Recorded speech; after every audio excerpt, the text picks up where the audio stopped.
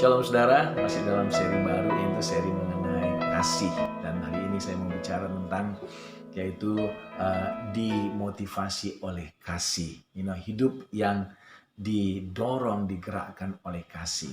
Yohanes 3:16 berkata, karena begitu besar kasih Allah akan dunia ini sehingga ia mengaruniakan anaknya yang tunggal supaya setiap orang yang percaya tidak binasa melainkan beroleh hidup yang kekal. Haleluya. Kita tahu bahwa semua manusia, Alkitab berkata Roma 3, semua manusia telah berbuat dosa dan telah kehilangan kemuliaan Allah.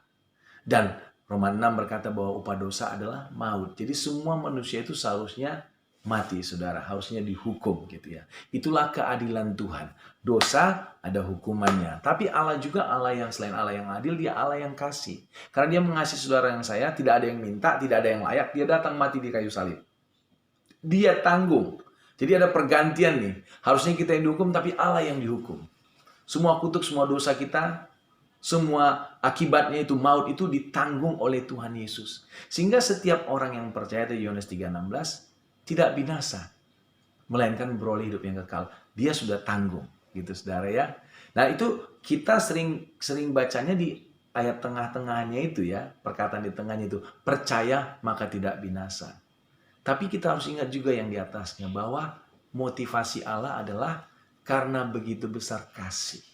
Jadi Allah mengampuni saudara dan saya, mati di kayu salib buat saudara dan saya itu karena mau dimotivasi oleh kasih.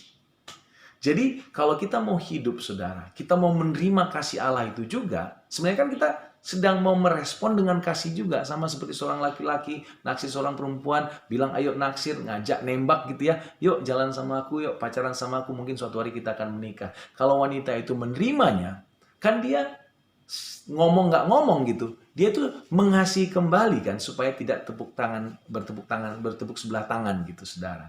Jadi sama seperti Tuhan, ketika kita menerima Allah sebagai Tuhan dan Juru Selamat kita, kita sedang merespon dengan kasih kembali kepada Allah.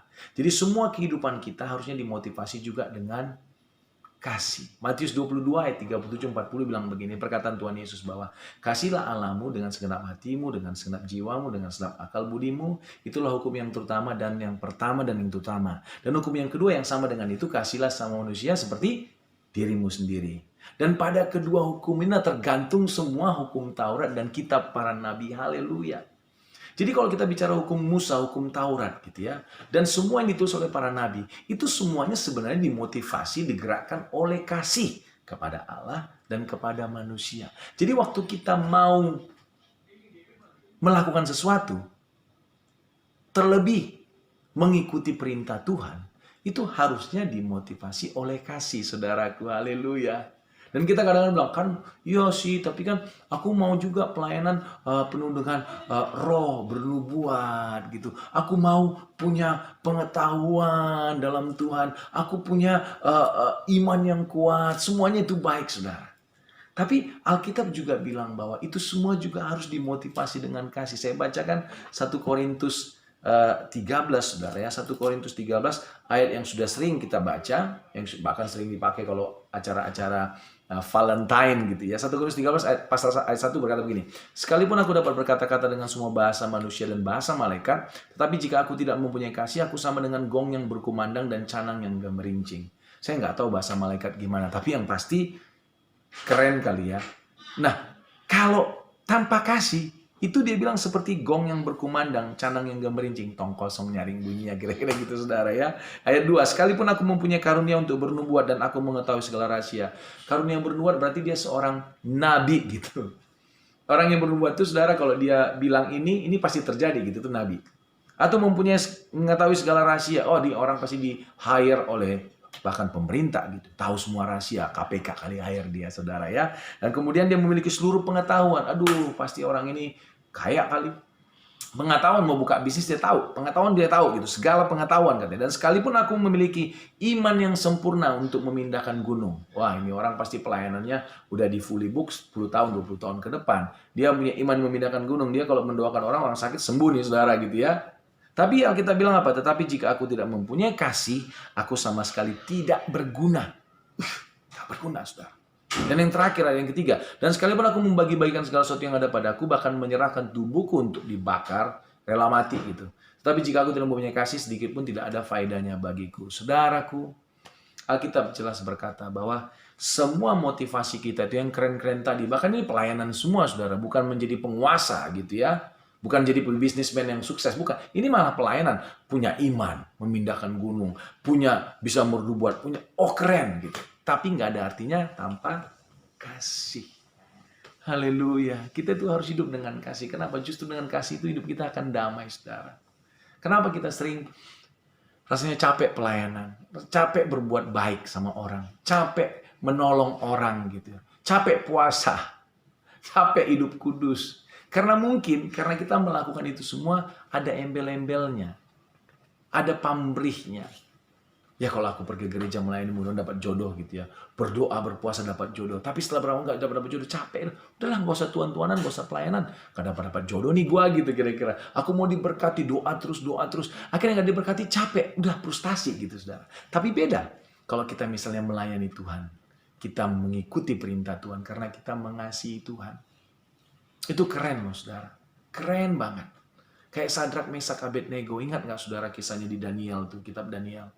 Itu zaman itu rajanya, penguasanya, kaisarnya bilang begini, oleh orang-orang bawahannya bilang ada patung dibangun, dan kalau ada bunyi-bunyian remana, gambus, bunyi-bunyian lah, trompet gitu, pada saat itu dibunyikan orang harus menyembah patung itu. Dan dilaporkanlah bahwa Sadrak, Mesak, Abednego nggak melakukan itu. Panggil raja, bilang gitu, aku dengar ya kalian tidak mau menyembah itu ya. Dikasih kesempatan. Ini nanti kalau kalian dengar bunyi-bunyian, gambus, kecapi, kalian harus menyembah ya gitu. Sadrak, Mesak, Abednego jawabnya begini saudara, Tuanku Raja, kami tidak perlu menjawab Tuanku Raja. Allah kami yang kami sembah itu sanggup melepaskan kami. Karena ada perapian menyala-nyala saudara, udah dibuat. Kalau nggak ada yang menyembah akan dilempar ke api itu, dibakar gitu. Jadi Sadrak, Mesak jawab begitu, Allah kami yang kami sembah itu sanggup melepaskan kami dari perapian yang menyala-nyala itu. Tapi perhatikan mereka bilang apa? Tapi sekalipun tidak, Tuanku Raja, kami tidak akan menyembah patung itu. Haleluya. Luar biasa. Inilah ketaatan karena cinta, hormat, takut akan Tuhan. Bukan supaya dapat embel-embel gitu. Tapi kita kan sering akhirnya menjadi meninggalkan iman kita. Kenapa? Karena ada tawaran yang lain. Pindah dari ketaatan karena kita mau dapat sesuatu dari dunia ini, saudara. Atau kita memang melakukannya karena kita mau dapat sesuatu. Nggak tahan lama, saudaraku. Bahkan frustasi. Kita tuh harus hidup karena mengasihi Tuhan. Paling tidak hidup kita akan damai, saudara.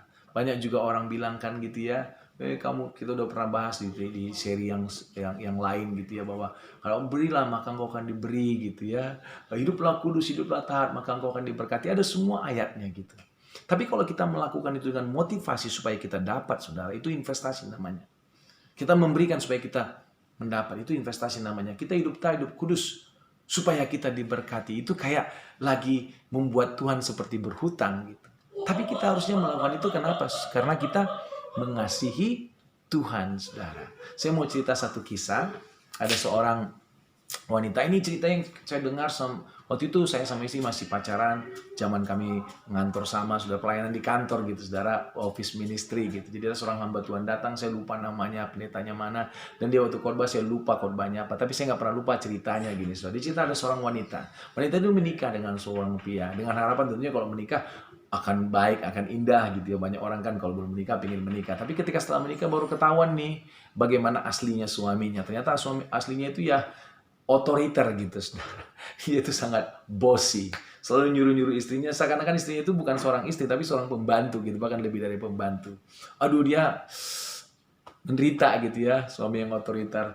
Suami jadi ibu rumah tangga, istrinya ibu rumah tangga gitu ya, disuruh-suruh gitu. Bahkan suami itu ambil selembar kertas, di selembar kertas itu ditulis tugas-tugas daripada istrinya dari pagi jam 4, contohnya gini, jam 4 pagi kamu bangun, jam 5 siapin mandiku, jam 6 siapin sarapanku, gitu semua lengkap, saudara, sampai jauh malam gitu. Waduh, istrinya ini rasanya kayaknya nggak enak gitu. Jadi melakukan tugas itu kayaknya berat banget. Bahkan kalau dia buatin kopi sama istri suaminya gitu, itu udah gemeteran akan komentar suaminya. Selalu aja ada.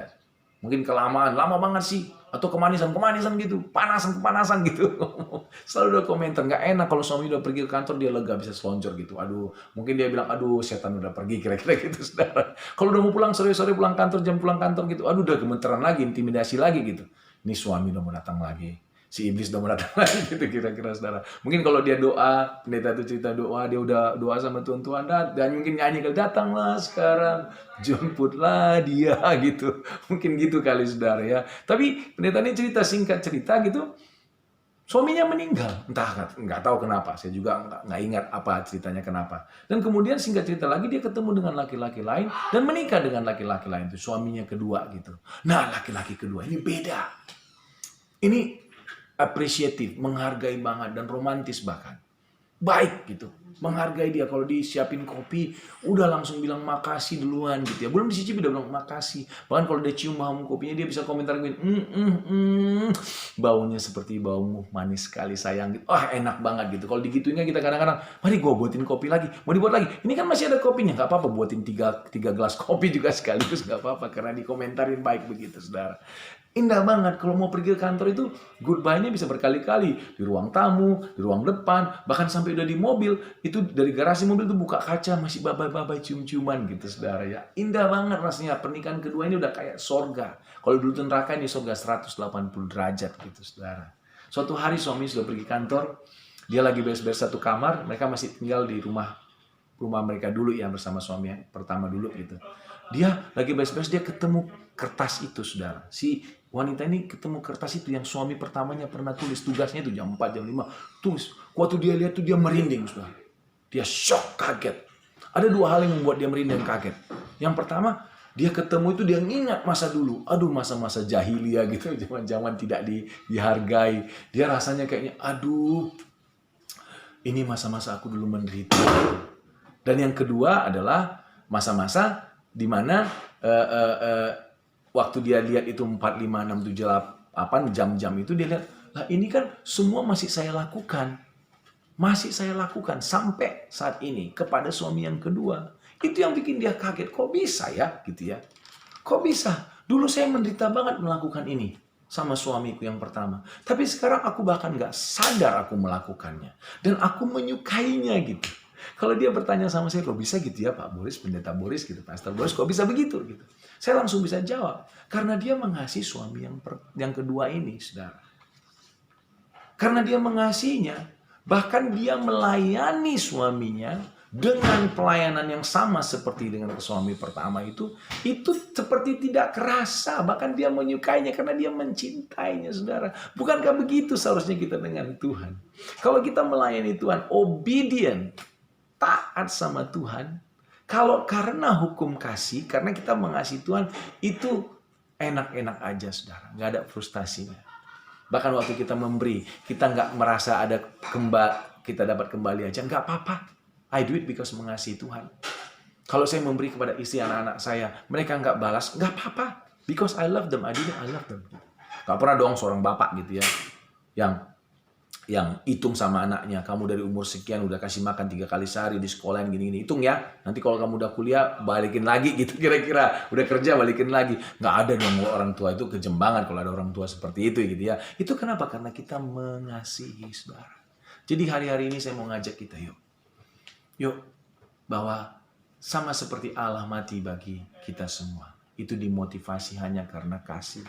Nggak ada yang layak. Bahkan Roma 5 ayat 8 bilang dia mati, dia disalibkan waktu kita masih berdosa. Nggak ada yang layak. Karena dia sayang aja. Yuk saudara, hari ini kita hidup, motivasi kita benarkan. Motivasi karena kasih. Percayalah, dengan motivasi kita, hidup kita itu, hati kita itu bersih, plong. Kita bisa hidup dengan tenang, penuh dengan damai sejahtera. Haleluya. Ingat selalu saudara bahwa Allah itu baik dan bahwasanya kasih setianya untuk selama-lamanya. Haleluya, sampai ketemu di topik berikut. Tuhan berkati.